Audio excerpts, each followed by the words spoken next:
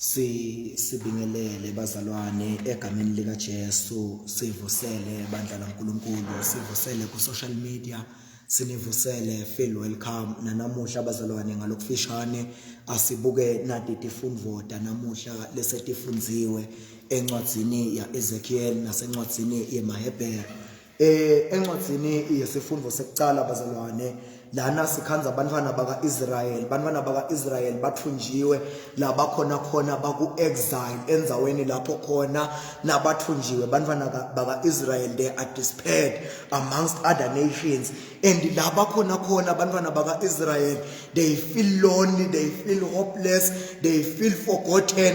Lapho bakhona bativa balahlekile bantwana baka Israel nabale labakhona bantwana baka Israel bativa ngazuthi kude Nkosi yami lo ngakibo bona vele balahliwe bona kude ngabo. But la sibona lapho kufika Jesu uyabaniketa tholoqina noma iassurance kokuthi mina noma nilahlekile ngitawuba nani lela nilahleke khona, ngitawuba icentury yenu lela nikhona noma nikulobuhlungu lobo kule live lenikulo, but I will be there nani. Lana uNkulunkulu simbona ufika lapho uthi utawuguqula tinhlitiyo tabo ngazuthi bebahlabela ingoma yaseshesh labazalwane labathi Jesu yamangalisa wakhokha inhlitiyo lelitshe wafaka inhlitiyo yamoya. La bakhona labantwana baka Israel basesimeni lapho Jesu abaniketa iassurance kokuthi no mina angeke ngeze ngento lokunengi. It is not kokuthi ubaniketa iassurance ukuthi no ngitanikhokha nje lela nikhona la nithunjwe khona, but phinzo ubaniketa iassurance ukuthi tinhlitiyo tenu ngitatiguqula, tinhlitiyo tenu ngitatirenewa, tinhlitiyo tenu ngitatenda tibe kabusha, because uNkulunkulu umcoka ngenhlitiyo inzaba isekhathi enhlitiyweni. Kude lokunye uNkulunkulu lamcoka ngako noma nagijimela kakhulu inzaba ugijimela inhlitiyo uNkulunkulu, because nalapha abantwana baka Israel siyambona uthi no mina ngidaliguqula tinhlitiyo tenu ngitawufaka inhlitiyo yamoya.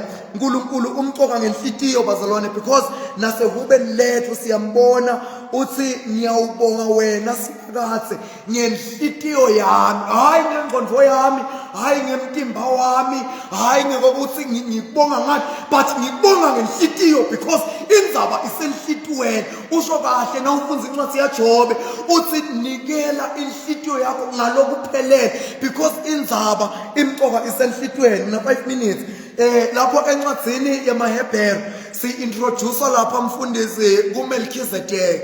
Melchizedek isikile sambona kuGenesis, nasimbona kuGenesis Melchizedek ugcoba Abraham, right? Then nasibabathele sesiyafuna ngaMelchizedek asaphinzi simbone.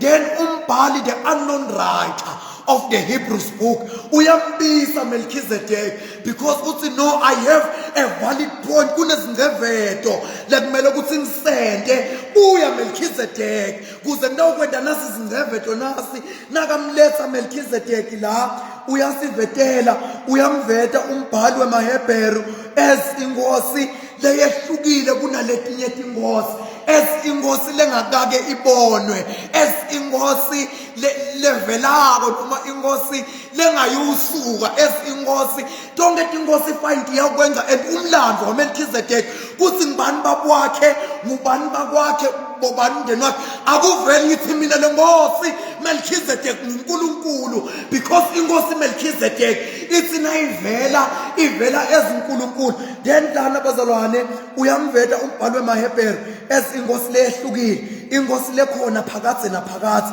le ngosi lena nguNkulunkulu. Then bese ke bazalwane sesibuka letifundvo letimbili kokuthi why Lord today usivetela Melchizedek, then why usikhombisa abantwana baka Israel lababoshiwe, labacinzetelo, labasebuhlungwini nalabangakakhululwa ezibalena, and ushintsha tinhlitiyo tabo ufaka inhlitiyo yamoya. Lana kuletifundvo letimbili encwadzini ya Ezekiel sivetela abantwana laba tinhlitiyo tabo letiqinile, letingamlaleli uNkulunkulu, letidzinga kuguqulwa ngekwentiwa kabusha.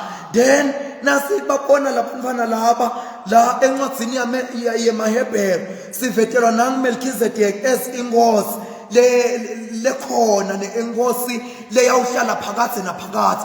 Why Lord usivetela lokho? uNkulunkulu namuhla ufuna ukuqinisekisa noma info yinye, ufuna kutokwenda zingceveto enveninye kokuthi noma ngabe ulahlekile, noma ngabe inhlitiyo yakho iqinile, but ikhona na inkosi yekulunga, ikhona na inkosi yengathimulo, yona leyawukuma kuze phakathi letiguqulako tinhlitiyo letiqinile, letiguqulako tinhlitiyo lelitshe, letiguqulako tinhlitiyo ifake inhlitiyo yamoya. Nanamhla uNkulunkulu bazalwane usibitela lapho uthi noma ngabe ulahlekile, noma kulokukhathateka lokiko, noma kulobuhlungu lokibo, but ikhona na inkosi lenguMelchizedek. Bengikhuluma egameni laNkulunkulu uyise nendvodzana namoya longcwele. Amen. Amen. Siyabonga kakhulu Malibongwe, siyabonga prophetess, siyabonga Mlungisi.